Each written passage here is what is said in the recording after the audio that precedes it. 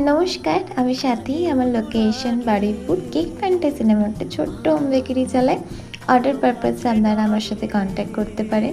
আজকে আমি second part নিয়ে চলে এসেছি। ফার্স্টে ইয়েলো অ্যান্ড রেড দিয়ে একটা ডুয়েল বানানোর চেষ্টা করছিলাম। অ্যান্ড ট্রাস্ট মি, এইটুকু করতে করতেই আমার ওই দিনকে 6:30 বাজতে চলেছে।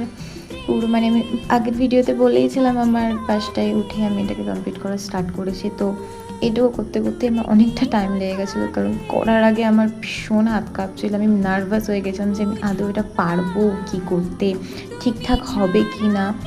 তো আমি কতটুকু করতে পেরেছি সেটা আমি জানি না, কিন্তু আমি চেষ্টা করেছি আমি আমার মতন করার।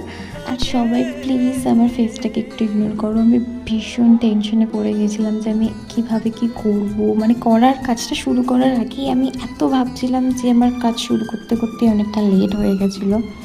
তো এবার আমি বলি আমার এটা কোন স্পেশাল দিনের জন্য করেছি। আচ্ছা, তার আগে বলে রাখি আমি এটা কার দেখে করার চেষ্টা করেছি।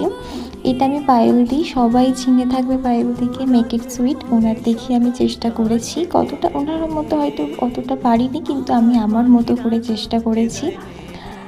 অ্যান্ড এটা আমার স্পেশাল দিন।